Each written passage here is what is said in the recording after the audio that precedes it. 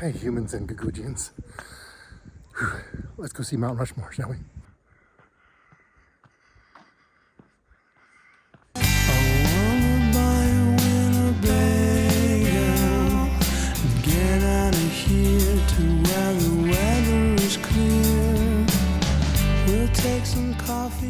So in the Rapid City area, South Dakota changes from flat plains and farmland to beautiful, hilly, mountainous forests.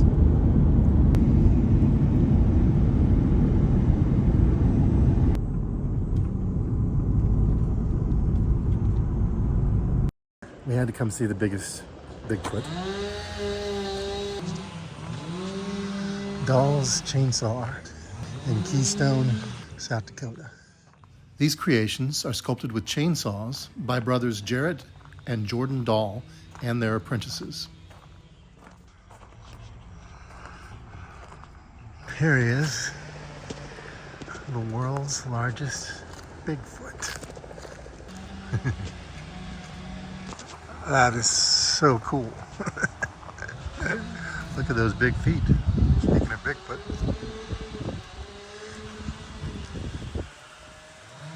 Great face.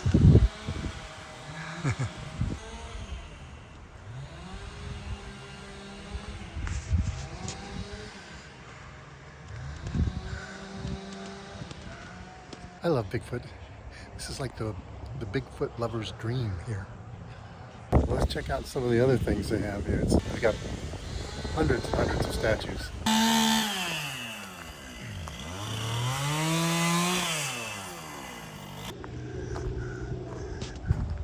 And if the world's biggest Bigfoot wasn't enough, how about the Bigfoot merry-go-round?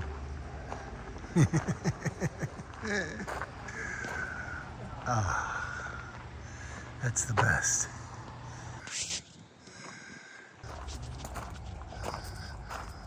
Bigfoot from behind.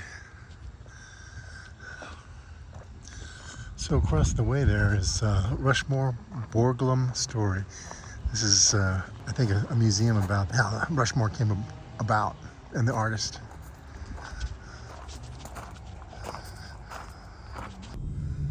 So long, Bigfoot.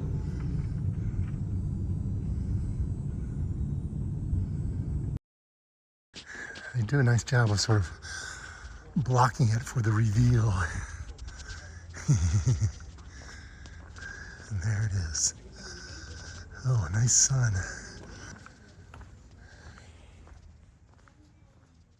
There is so much lore, history, artistry, and controversy about this iconic site. First, controversy. The Black Hills were given to the Sioux in the Fort Laramie Treaties of 1851 and 1868 by the U.S. government, but about 6 years later, during an uninvited survey party, General George Custer discovered gold in the hills, and slowly the Sioux were pushed out by gold prospectors and settlers. There are native groups who would like to see this monument turned into a sort of Holocaust museum. Controversy aside, now let's behold this marvel just at face value. Let's appreciate this magnificent art installation surrounded by this natural setting. It's an awesome human achievement. The original plan was to feature Lewis and Clark, Buffalo Bill Cody, and the Oglala Lakota leader Red Cloud, and sculpt them into the Needles rocks, which are nearby. They would have been smaller and more totem-like had that been the case. But the artist who took on the project, Gutzon Borglum, proposed these presidents because he felt they shepherded the most important historical landmarks in American history: founding, expansion, preservation, and unification of the country.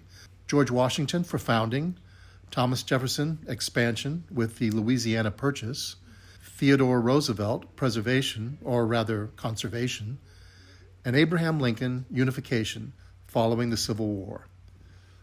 The project spanned 14 years, from 1923 to 1941, though it is estimated only 6 years of actual work and about 8.5 years of weather delays and wrangling funding. Borglum died in 1941, and his son had to complete the project. Though the original plan was to carve the men down to their waists, this was abandoned because of lack of funding, and perhaps also because of the death of the elder Borglum. Jefferson was originally meant to be to the left of Washington, but after nearly 2 years of work on Jefferson in that spot, it was determined the granite was not suitable, and the face was erased with dynamite. Borglum intended a gigantic hall of records behind Lincoln's head, which would house documents like the Constitution and the Declaration of Independence, but Congress directed him to abandon that and concentrate on the faces. There is, however, a 70-foot tunnel behind Lincoln's head, which is not open to the public and which contains 16 panels telling the story of Mount Rushmore. Amongst the almost 400 workers, there were 0 fatalities. 90% of the carving was done with dynamite, and the rest with jackhammers, drills, and a bumper tool for smoothing. So maybe we'll go down to the visitor center, because I think that closes at 6.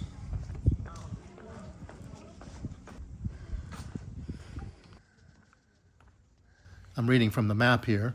Ponderosa pines dominate this dry, rocky landscape. The Black Hills takes its name from the illusion of darkness and density that the pines create when viewed from a distance. The forest is not really dense, though. Its open understory is ideal for pine saplings. Besides ponderosa pines, common trees are birch, cottonwood, spruce, and aspen.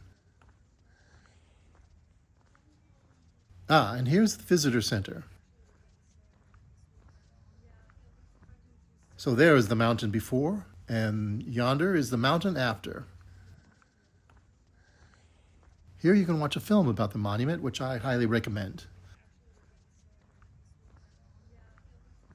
I just overheard the ranger saying that from here all the way to the end of the carpet is about the size of one of the heads, 60 feet, and the ceilings are 22 feet. And he was also saying that the noses are approximately that height, a foot more or less. And it looks like we're looking at 425 stairs. Strenuous.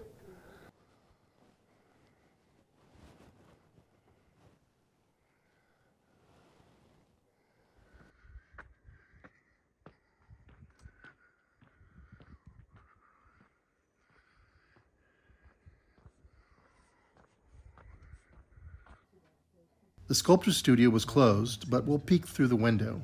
And yes, as you can see, the original idea from the model here was to sculpt down to the waist.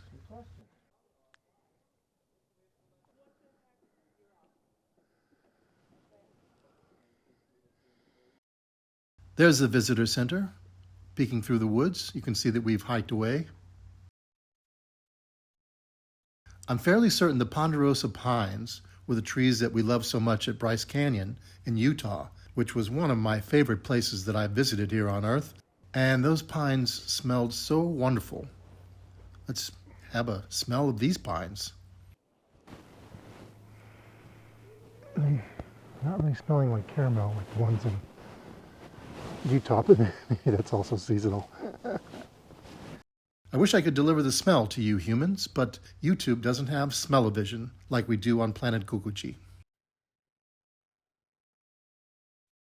Wow, that's bizarre. A security camera out in the woods.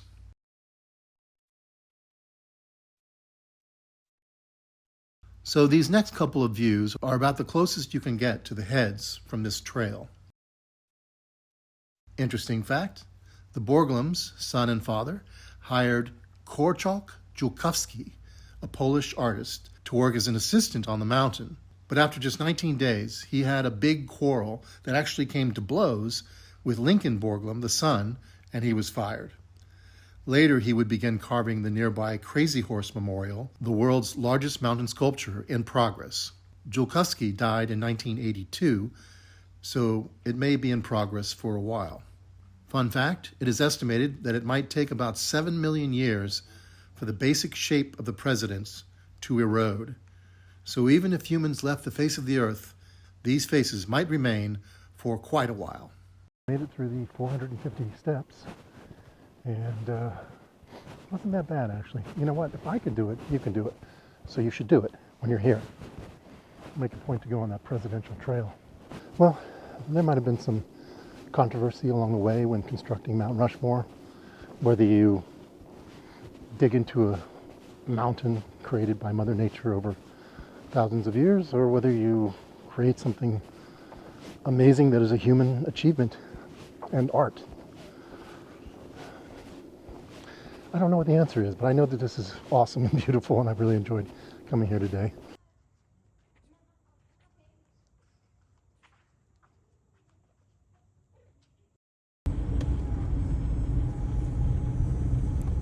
The last thing I did to end the evening was to take this Route 16A, which was on the way to Custer State Park. I wanted to try and catch some buffaloes before the sun went down.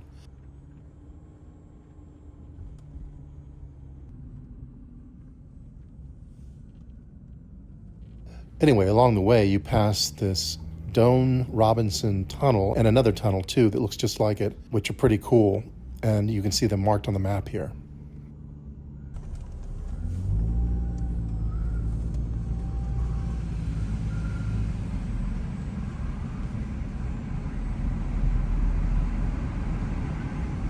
I gotta say, the drive to Custer State Park is really cool. All these kind of like wooden bridges. I guess they're probably more than wooden if they're supporting cars, but low rock tunnels. Well, at least one so far, maybe more coming. And just beautiful ponderosa pines in the Black Hills. So I'm enjoying this drive. So we're in Custer State Park at night. Really, we got here too late to do much, but I wanted to drive around a little bit while I was here. So I would love to see some buffalo. I would so love that.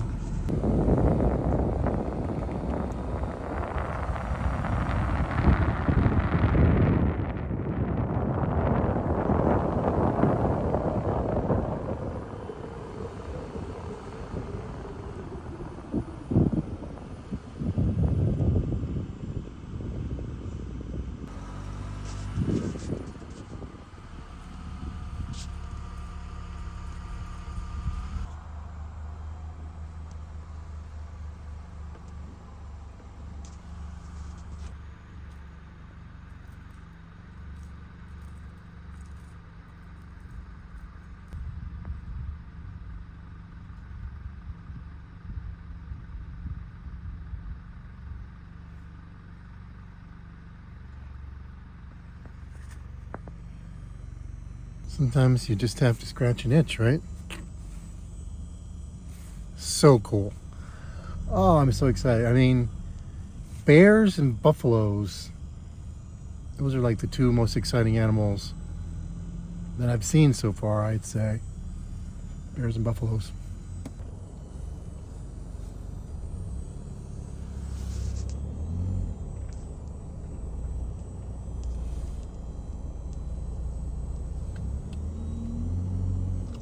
Bye, fella.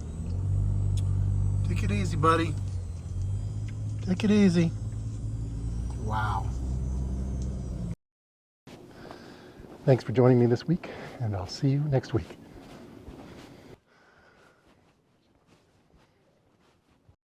By the way, very quickly, if you like the show, consider Buy Me a Coffee to help support the show.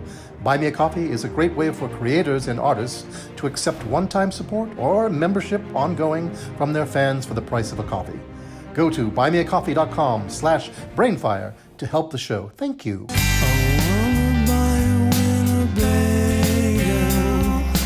Get out of here to where the weather is clear. We'll take some coffee and some bread.